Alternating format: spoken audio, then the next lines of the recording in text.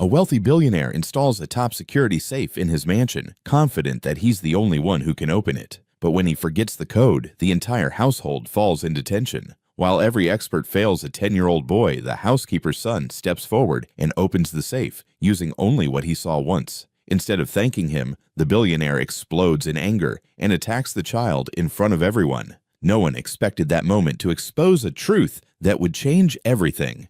Before we go back, let us know where you're watching from, and subscribe because tomorrow I've got something extra special for you. The safe arrived on a clear morning, the kind of morning when the sky looked wiped clean and the sunlight bounced off every shiny surface of the Johnson estate. 2 trucks rolled up the long driveway tires, crunching on the gravel. A pair of delivery men in blue coveralls stepped down, stretching their backs before opening the rear doors. Inside the truck sat something that did not look like it belonged to ordinary people, a tall steel gray box with thick hinges and a heavy door that seemed to swallow the light. They wheeled it up the stone steps on a metal dolly, muscles straining, boots scraping. The front doors of the mansion opened before they even rang the bell. Tom Johnson stood there, already dressed for the day. He wore a dark suit that fit him like it had been sewn on while he slept, his gray hair cut close, his jaw clean-shaven. He barely looked at the delivery men's faces. His eyes went straight to the safe, and his mouth twitched into something close to a smile. "Careful with that," he said, even though they were being careful. His voice was low and firm, the kind of voice that expected people to move faster. "Yes, sir." One of the men puffed, pushing the dolly across the polished floor. The mansion swallowed them in silence. Light poured through tall windows and fell across marble floors, glass railings, and expensive artwork that hung in the halls. A faint citrus scent from some hidden air freshener followed them as they rolled the safe down the hallway toward Tom's office. Inside the office looked more like the control room of a small empire than a simple workspace. A wide glass desk sat near the windows with a view of the manicured lawns and trimmed hedges outside. 2 computer monitors glowed softly on the desk, even at this hour. On one wall stood built-in shelves lined with books and awards. On another wall, a space had been cleared, fresh drywall reinforced and painted a calm white, waiting for the safe. The men eased the safe into position with slow, careful movements, grunting under the weight. "Right there," Tom said. "Flush with the wall. I don't want any gaps." "Yes, sir." They adjusted, pushing and pulling, the sounds of metal and effort echoing in the room. One of the men wiped a sleeve across his forehead, leaving a faint streak of dust. Tom stood with his hands behind his back, watching like a man inspecting a sculpture he had ordered. His eyes were sharp, but there was something else there too, an odd, hungry satisfaction. "Look at that," he murmured. "Beautiful." The lead installer turned to him, catching his breath. "You chose a serious unit, Mr. Johnson. Waldus Ultra Resistance Class 7, top of the line." "I know exactly what it is," Tom replied. "Let's go over the terms again." They stepped aside to the desk. The installer pulled a thin folder from his bag and spread out several pages of paperwork. The edges of the paper were neat and square, not a crease in sight. "As you requested," the man said, tapping one of the pages, "there is no backup code, no master key, no factory override. The combination exists only in your control. So, if I forget it," Tom asked. "If you forget it," the man said carefully, "that's the end of it. We cannot open it without destroying the contents. And even that would be questionable. It would likely be impossible." Tom's mouth curved in a hard line. He reached for the pen without hesitation. "That is what I want," he said. "If I misplace my own mind, that's my problem, but no one else. No one gets in there." He signed his name in a quick practice stroke. Tom Johnson. The letters flowed fast and confident, like he had been signing away other people's wishes his entire life. The installer watched him, then added his own signature, then another form. "We just like to make sure you understand the risk, sir. Once this is done, we can't help you later." "Good," Tom said, handing the pen back. "I don't pay people to keep doors open. I pay them to close them." He turned and looked at the safe again. In the quiet of the office, the thing seemed to hum with importance. Inside it would go bonds, cash, passwords, account numbers, documents that could lift or bury a company. $200 million in value stored in one box that would never be opened by anyone who did not know the right numbers. Behind his calm face, a thought passed like a shadow. No board will ever hold this over me. No government, no partner. No one can reach in here but me. He felt taller just standing in front of it. Outside the office, the hallway stretched long and clean. The sound of voices inside was muffled by the thick door, unheard by the woman who walked past a few minutes later carrying a small basket of folded towels. Rose Stevenson moved with quiet steps, her soft-soled shoes barely making a sound on the polished floor. Her uniform was simple dark slacks, a pale blouse, her hair pulled back. In her mid-30s, her face still held traces of the girl she used to be, but long days and worry had softened the edges of her smile and left faint lines near her eyes. Beside her, half a step behind, walked her 10-year-old son, Peter. He wore a plain t-shirt and jeans, his sneakers clean but worn at the edges. His eyes were what most people noticed first, big, dark, and sharp, always moving, always taking in everything. At that moment, they were on the towels his mother carried, counting the folds, tracing the tiny frayed thread on one corner. They had started their day in the small staff kitchen on the first floor long before the safe arrived. The kitchen was narrow, with beige walls and a humming refrigerator that had a slight rattle every time the motor kicked on. The air smelled of coffee toast and cleaning chemicals, the familiar morning scent of work. Rose stood at the counter, leaning slightly as she spread peanut butter on 2 slices of bread. The jar made a soft scraping sound as she dug the knife in. Beside her, on the little table pushed against the wall, sat Peter's lunchbox lid, open and waiting. "You want an apple or banana today?" she asked, glancing back at him. He was sitting on a chair, heels not quite reaching the floor, swinging his legs gently. He shrugged one shoulder. "Apple," he said. "The green one. They crunch better." She smiled a little at that and reached into a plastic bag, picking out a Granny Smith. As she washed it under the tap, she checked the clock above the microwave. Almost time. "Okay," she said, drying the apple with a paper towel. "We've got 10 minutes before we start. Eat your toast now, not later. You know how it gets if it sits." He nodded obediently and reached for the first piece she handed him. The toast was too big for his hand. He had to grip it with both. His fingers were long and slim like hers. Rose wiped the counter, moving with speed and habit. Every motion had a purpose. The morning rush never really went away, even when the house was quiet. She set the last things in place, then turned to him. "All right," she said, softening her voice. "Let's go over the rules again." He looked up at her, his dark eyes calm but attentive. He knew the rules. She still needed to say them. "What do we do when we go upstairs?" she asked. "Stay quiet," he replied. "Stay out of the way. Stay where you tell me to stay." And she pressed gently. "And don't talk to Mr. Johnson unless he talks to me first," he said. "And even then, be respectful no matter what he says." Her throat tightened a little on that last part. She hated that she had to teach her son how to absorb disrespect like it was part of his job. "Good," she said, reaching up to smooth his shirt. There was a tiny wrinkle near the collar that no one else would have noticed, but she straightened it anyway. "You remember what I say about you being here?" He recited it like a line he had learned for a school play. "I'm not staff. I'm not a guest. I'm a shadow." Her heart pinched. "A quiet shadow," she corrected softly. "Just until school opens back up. Then you can go back to being a kid full-time." He nodded, his eyes searching her face. "I know." She cupped his cheek for a moment, her hand warm against his cool skin. "I'm sorry you have to come with me like this." He chewed and shrugged. "It's okay, Mama. I like watching things. It's like a movie. Just without sound."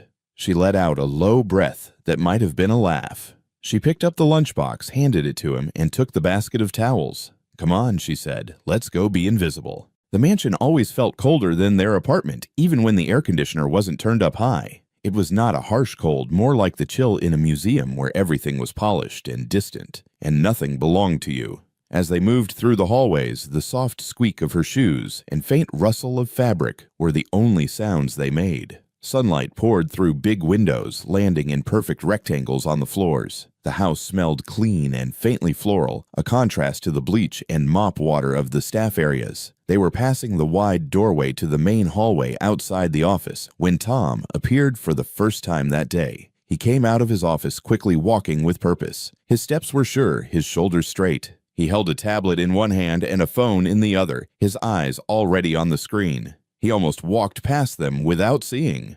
Almost. His gaze lifted and snagged on them. For a moment, his expression did not change at all. Then his eyes narrowed. Rose stopped so fast her shoes made a soft scuff on the marble. Her heart gave a jump. She shifted her body slightly in front of Peter, not enough to be obvious, but enough that he was partly shielded by her shoulder. "Good morning, Mr. Johnson," she said quietly. He gave her a brief nod. Rose. His eyes moved to Peter. They paused, traveling from his face to the lunchbox in his hand, then down to his shoes. There was no curiosity in his gaze, only annoyance, as if he were looking at a piece of furniture someone had left in the wrong hallway. "I thought Tom said slowly that we discussed the matter of children in work areas." His tone was not loud, but it had weight. "Yes, sir," Rose replied, keeping her eyes near his shoulder rather than his face. "The school is still closed. I didn't have anyone else to watch him. He stays out of the way. He doesn't touch anything." Tom's lips pressed together. He shifted his attention back to Peter as if she had not spoken. "Children," he said, "are distractions. They are not employees." Peter stood very still. He felt his own heart beating against the inside of his chest. His fingers tightened on the lunchbox handle until the plastic edge dug into his palm. "Yes, sir," Rose said again. "I understand."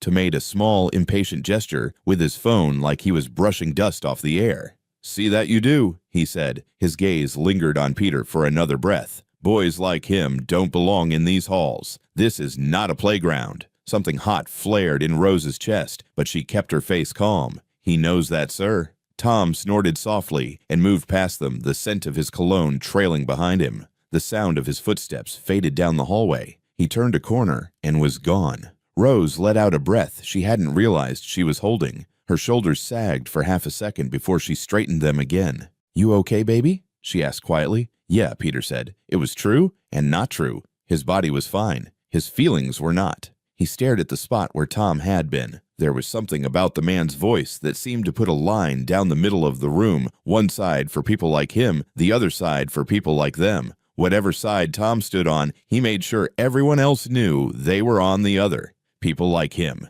Peter thought. He means people like us. Like me. Like Mama. He did not say that out loud. Instead, he took a small step closer to his mother. She reached out and adjusted his collar again, though it did not need it. "Come on," she said softly. "Let's keep moving. The faster we work, the sooner we go home." They walked on. Later, as the day moved toward afternoon, the staff entrance buzzed with a quieter kind of life. There were fewer polished surfaces here, more concrete and practical things. The air smelled of trash bag soap and the faint sweetness of someone's perfume that had drifted down from upstairs. Out near the loading area where the back door opened to a narrow patch of pavement, Elijah Vance was lifting a heavy trash bag onto a cart. The cart's wheels squeaked every time he moved it, a familiar complaint that no one bothered to fix. Elijah stood about 40, his Navy janitor uniform clean, but faded at the edges. His hair was cut close, his beard trimmed neat. There was a steadiness in the way he moved, like a man who had learned not to rush unless there was real danger. He set down the bag and rolled his shoulders.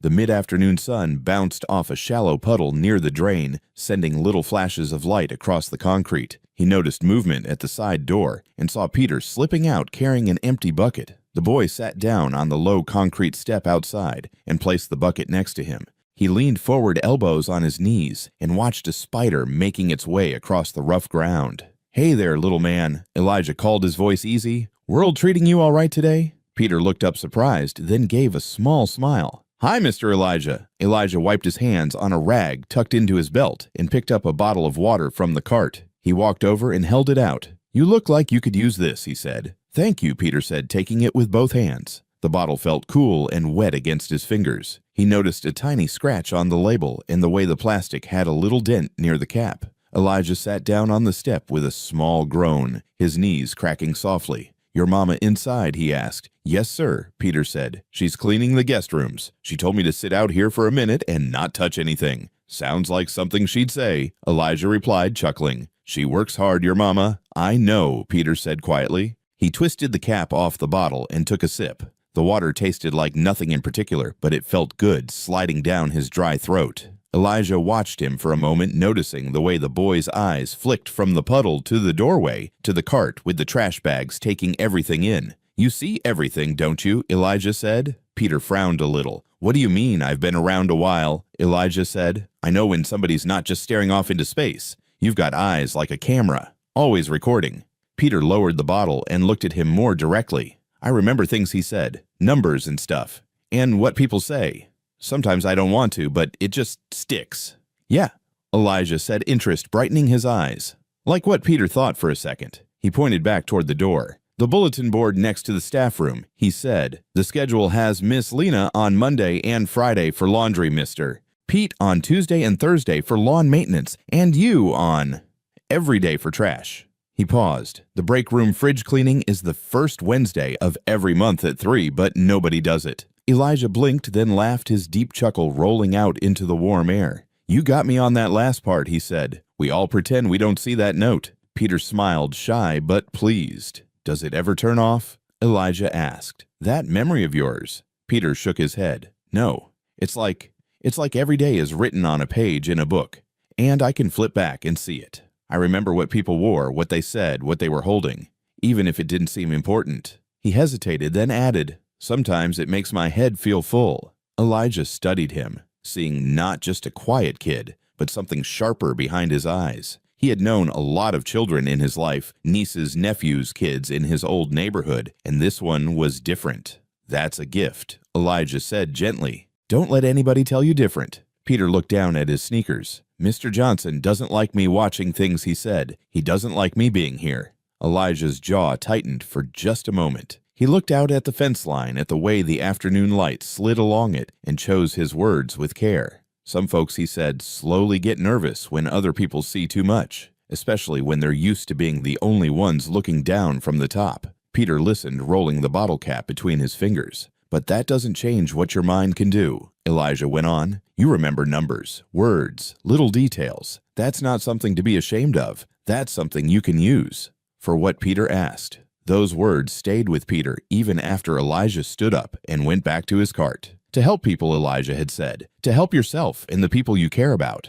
Maybe one day to help folks who can't help themselves." The afternoon light had shifted slowly across the concrete as Peter rolled that thought around in his head. A gift was something you used, not something you buried. He just did not know yet what that would mean for him. He would find out sooner than he ever imagined. The next morning started like any other, with sunlight pouring in through the tall windows of the mansion and the quiet shuffle of staff moving through their routines. In Tom Johnson's office, however, the day did not begin slowly. Tom stood in front of the new safe, his feet planted a little too far apart, his hands flexing at his sides. The office was bright and still. The only sounds were the soft whir of the computer on his desk and the distant murmur of a leaf blower outside. He stared at the dial. It stared back. He licked his lips and reached for it, his fingers closing around the cool metal. The dial felt solid, expensive, precise. He turned it with the easy confidence of a man who considered himself sharp, capable, in control. Left 3 times. He could see himself the night before coming in from the charity gala, tie loosened, jacket off, whiskey warming his blood.